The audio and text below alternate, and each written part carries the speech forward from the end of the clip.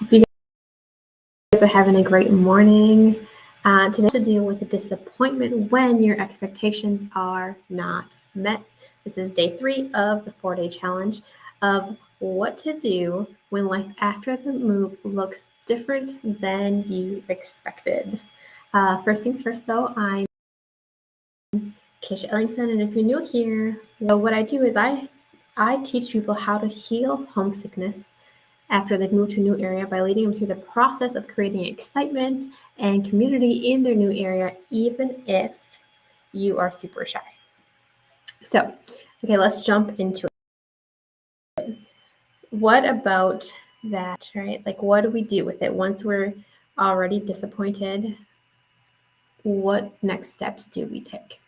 Okay, so some things, I have 3 items for you, or 3 things for you today about what to do when you're feeling just disappointed. Like what you thought and what life gave you is completely different. The first thing is to remove the meaning attached to it. Oftentimes we have meaning attached to our expectations. So we have an expectation, for example, say make friends right away.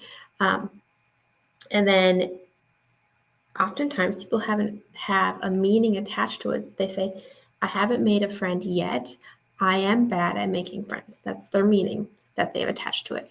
And what's really powerful is to start removing those meanings, because usually self-talk creates negative meanings associated with those expectations, and it can really become a self-fulfilling prophecy, and like where we just kind of drag ourselves down one little step at a time.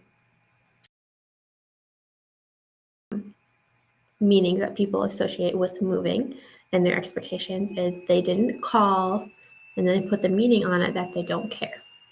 Or for my kids say they haven't made contact, like their old friends haven't reached out, they forgot about me.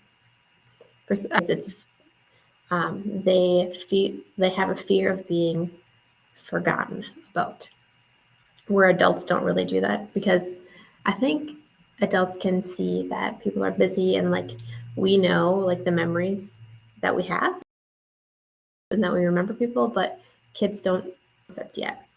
Another meaning people can put onto moving is I'm going to be living my best life within a month of moving, and then when that doesn't happen, they can say I'm a failure, like I'm not good enough. So the first step is to remove those meanings.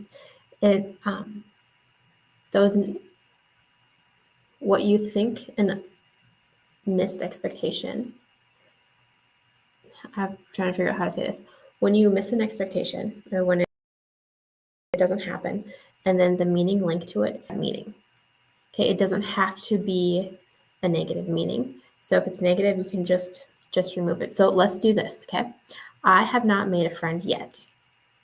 The original meaning was I'm bad at making friends.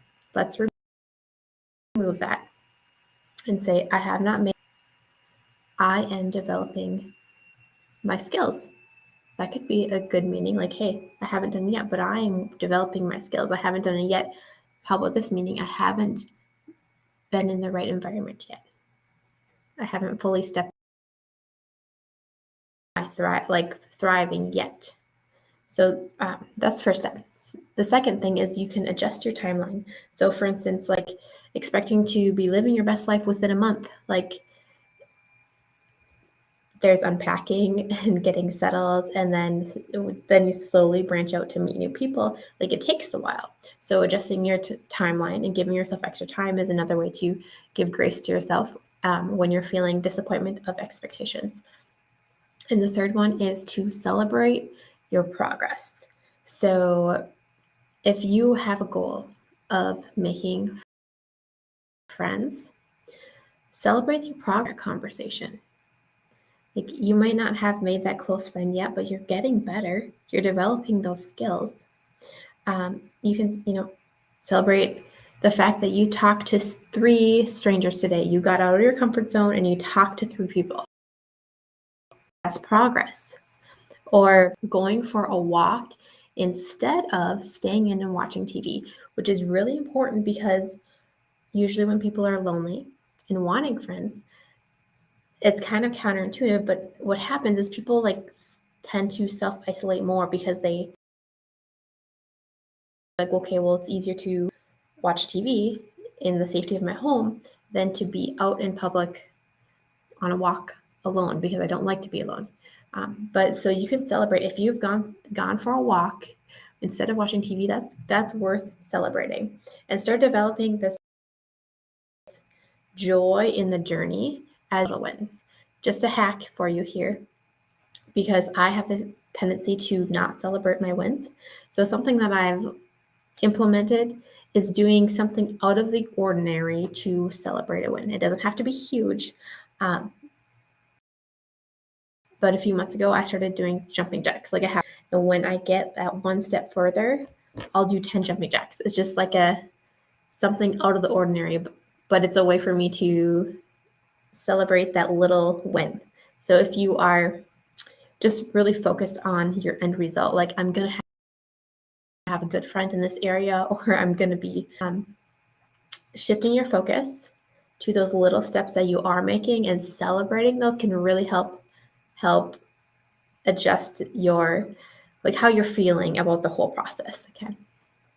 And a bonus one, since you guys are on here watching, your growth as a person.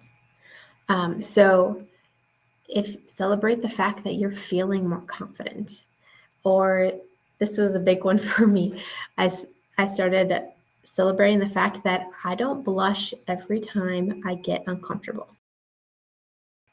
It used to be a crazy, where I'd blush like tomato red the instant I was caught off guard.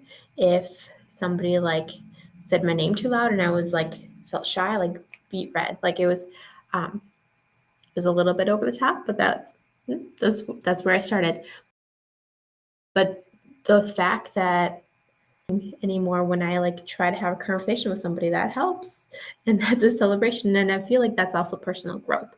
So look into your journey and what little things can you be celebrating that you grew as a person, and you grew your own confidence, because that's powerful stuff too. Application that goes along with this challenge has already been posted in the Homesick to Happy Movers group. So, and all the videos and the life application posts are all in the guide section too. So if you want to check it out, feel free to go over there. There's a link in the description of the video. Story here is disappointment is normal when you have unmet expectations, but it's what you do after with that disappointment that's what really matters. So you can reframe it, you can celebrate your progress, you can take action of holding guilt and shame. That one is very key, taking action instead of holding guilt and shame, because if you are holding shame over the fact that you're not making friends, or holding shame over the fact that you did not turn out how you thought it was going to even a month ago, shame holds us down, and you don't need to be held down, right? So give yourself grace and release that, and start celebrating steps towards your progress. So I'm cheering for you, and I hope you have the best day. I'll talk to you later.